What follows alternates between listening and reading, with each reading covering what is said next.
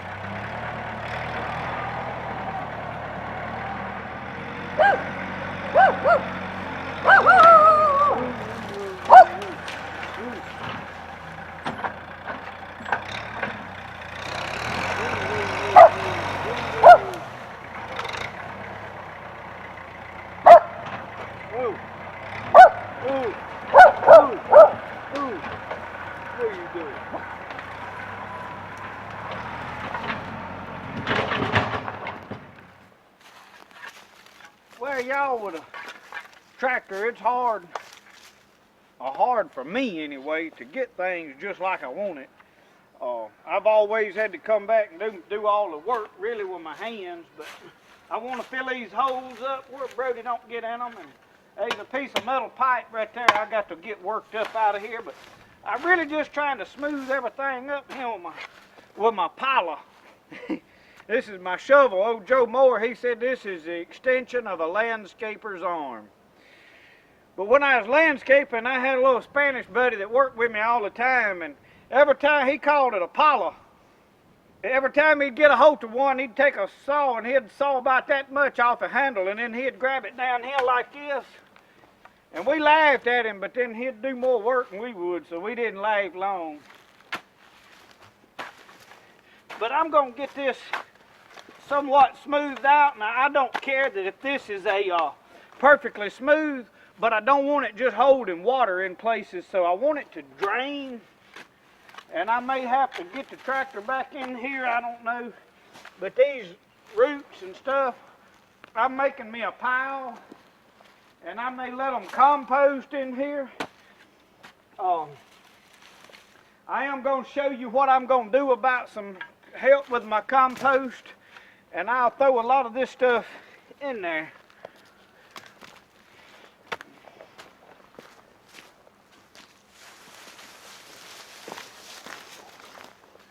I've got this wire basket thing, and I'm going to use it's going to help me do a couple of deals.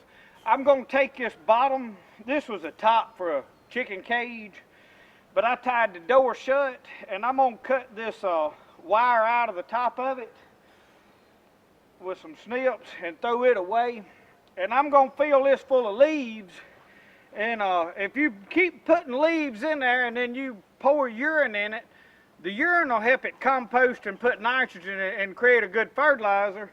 And then you just pull it up off and level that out and move it over. So as you pulling weeds through the year and grass clippings and sticks and limbs, you just throw everything in here instead of hauling it around, and then your compost will be right there in your garden. So that's one of the ways that I'm going to help, and I'm going to put this in one of the lowest spots. And it'll also give something for some of that junk to crawl around up on them vines that's going to grow.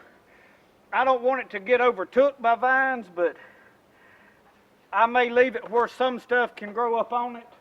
But right now, mainly we're going to fill it full of limbs, and then as we pack leaves and dirt, it'll all compost down. As soon as I get this leveled out with my shovel, we're going to go transplant in some elderberry. I've got some marked. Take these wire snips, and I'm just snipping right here around where it was crimped. They put them little ring crimps in there. I bought this from a fellow.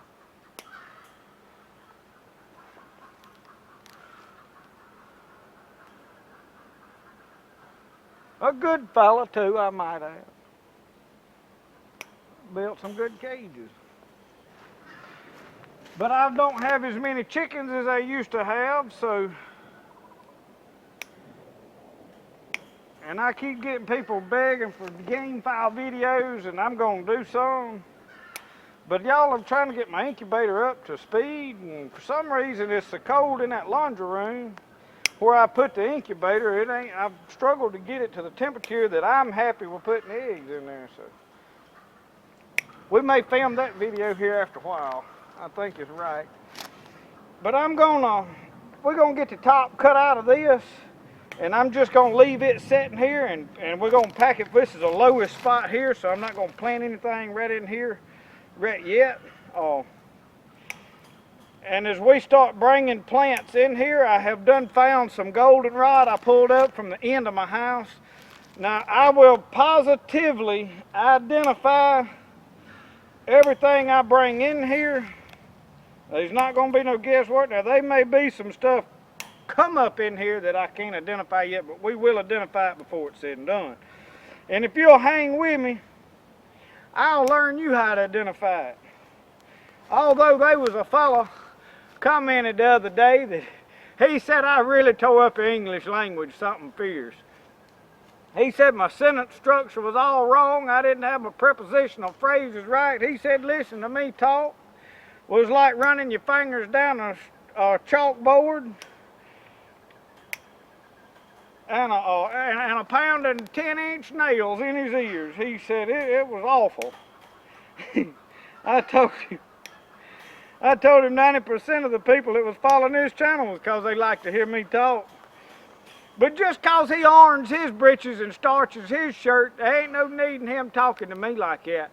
You see, I drive in the fast lane, honey. I wasn't born yesterday.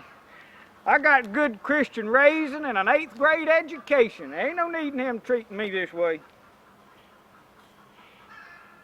Some of y'all will figure out where that line come from, won't you? If you figure out where I got that, you like good music. I'd play the song, but YouTube won't allow such as that. But anyway, I'm going to spend the rest of the evening, looks like, cutting all these little things loose. Let me get this cut loose, and then we're gonna plant a few things.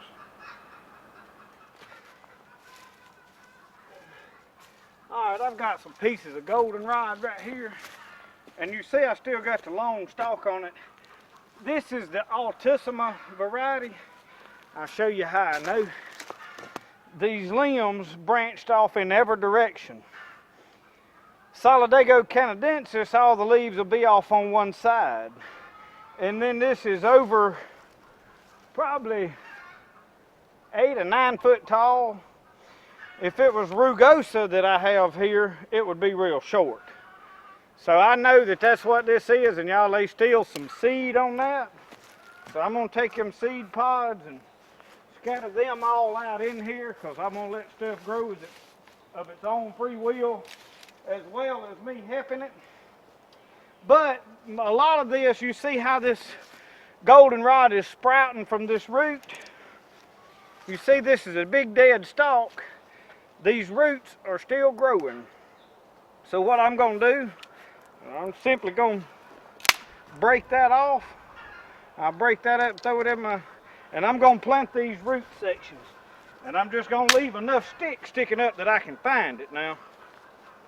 So, we're going to plant these up here. There's quite a bit of shade right here. But it gets a lot of morning sun. It's already dinner or after. I ain't even looked at it.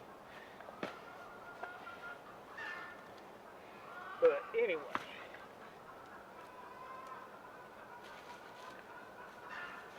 Now I may come in here and tie ribbons to all of this stuff that I'm planting. And I'm going to plant all of this right here together.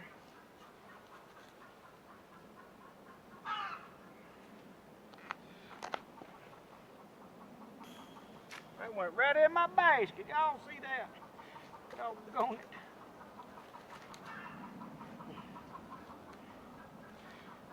All right. We got that planted. We're going to go dig up some elderberries now. Let me break these up, throw them in my compost bin here. We might as well go ahead and get started with that. the smaller this stuff is, the faster it'll break down.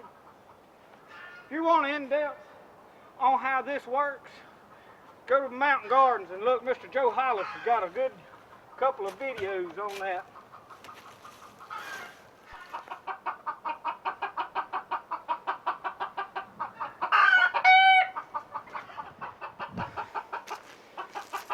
While I'm going through here doing stuff, I'm going to go ahead and mention this one thing. Well, I tore my plug off my freezer. Doggone it. Oh, and I add some dirt back to some of this. These are my propagation beds now. They were some old freezers I had. I used to keep fur in whenever fur was worth a little something. Get that stump right there up while I had the tractor up here. But this is going to be propagation beds. I have filled them with dirt. This one I just started, and I just got a board propped up in case I need to make a lid or something or whatever. It just fit good. But I had some rotten pine logs that I threw it all in the bottom, chopped it up, and then I'm going to probably put me a layer of potting soil on the top. This one I had down the hill. You probably seen it earlier in the video down there. I brought it up here today, and this has got good dirt in it. I propagated some wild muscadines, and I'm gonna give them to Mr. Joe Hollis. Ooh, be careful grabbing in there. Busted mason jar. That would have got somebody. Ain't no deal. I need to see what all is in here. Wonder I ain't got cut with that.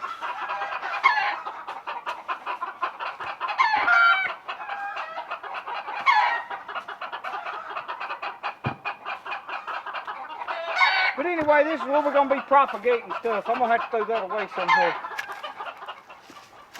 Okay, these are starting to put leaves on, which helps me positively identify. But last year, I tied ribbons on here so that I would know what all this was. Now, it's growing under a big pine tree.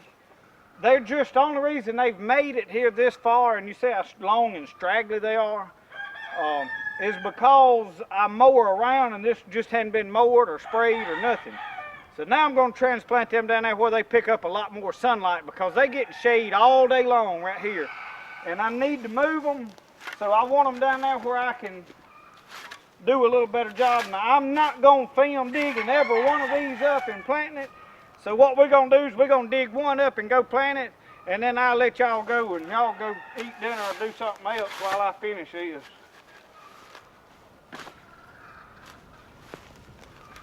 Now, there's several right here close together, so I'm going to have to be mindful. You don't want to break all the roots up. I really like to keep a root ball, the dirt and all intact. It just helps, and that's with planting anything. But as long as you don't break the roots and you get them back into loose dirt this time of year while it's still wet, raining a lot. Now during the summer, all of that changes. You have to be a lot more meticulous if you start planting later into the summer. It's still possible to do.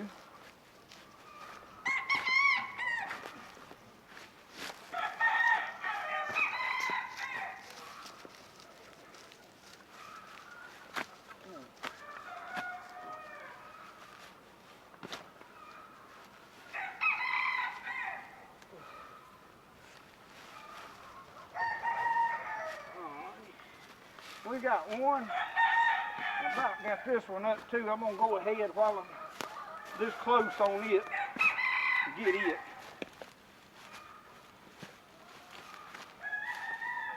All right. Well, you can see I cut them roots right out there. So just for show, that's what the roots look like on the bottom of the elderberry. You can see I cut this one. We're gonna hope for the best. Take these down there and plant them.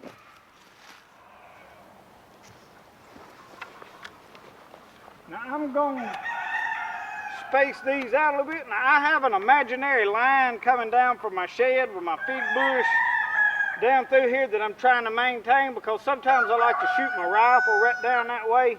So I'm going to leave a narrow strip right there that I can shoot through, because we're not going to give up on the hunting and fishing and all now. But we're going to utilize, instead of me mowing this right here, it gets wet a lot through the year, so I can plant more wet-footed material down the hill and my drier stuff up the hill. This slopes a good bit. So we're going to start right here with this, and I'm going to put one or two here. And we're just going to kind of scatter stuff around in here.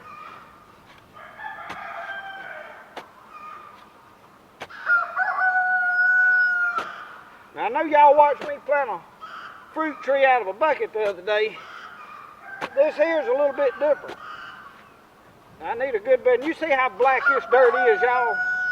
This is going to make a good garden. I mean, an herb garden. I got loose dirt now in the bottom of my hole. Let's loosen all this up. I want y'all to see how dark that dirt is. I don't know if you can tell way over here where y'all at, but that is some very dark, nice dirt right there. Anyway, I brought y'all in a little closer where y'all might can see a little bit no better about what I'm doing.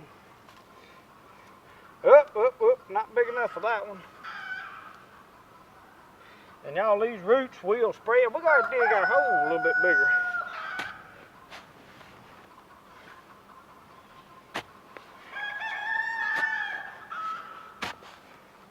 Oh yeah, these worms all in there.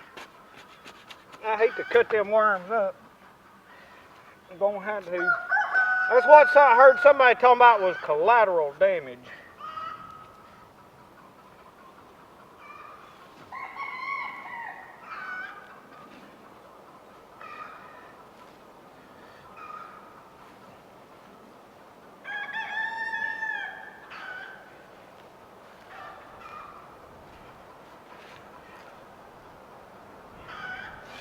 Now I'll somewhat try to simulate my little donut deal, but not on as large a scale right here, because we're not going to do a bunch of pine straw and all down here, because we're going to let this get all jungly.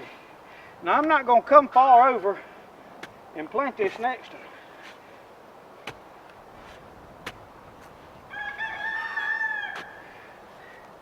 I've still got my panels for my beans and all back over there, and I got a compost pile, so I've got to leave a trail down there to go into that, but we're going to stop at that flag. There's a flag down there, and I'm going to keep things contained. As we build this and it gets bigger, you'll be able to tell on through the year.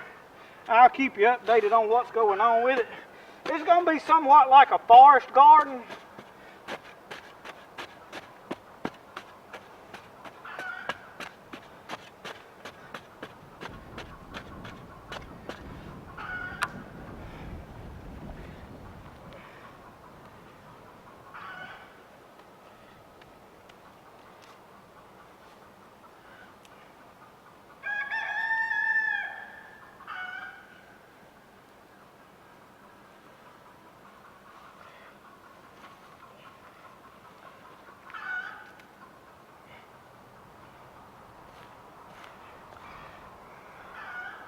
Ow.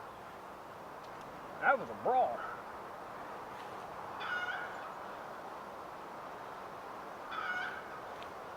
A lot of chickweed. Y'all see that? It's just a mat of chickweed. That's a good edible. Y'all done see me do videos on that stuff. For the one person that didn't see the other video, chicken makes good chicken feed. That's why they call it chickweed. Chickweed. Feed it to them chickens. They like it. That green stuff helps them game fowl lay eggs. All right, one more thing right quick. We're going to water these in good. Always when you plant something, water. Now, I know what somebody's thinking. When I did that fruit tree video, I didn't water everything in. But I knew it was going to rain like the next day, and I really didn't think about it. I need to point that out. But on this deal, it's not going to rain for about 3, 4, 5 days. There's some rain scheduled within the week. And this ground is very moist. But we're going to water it in good anyway.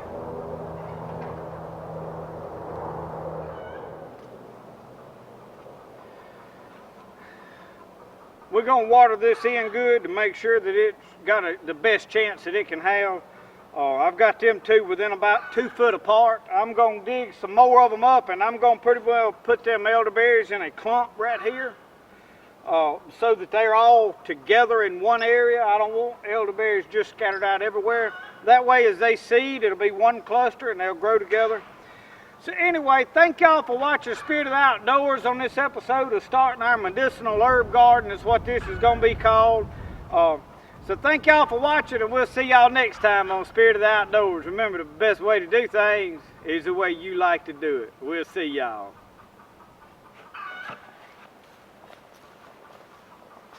Well, we're going to plant some more stuff.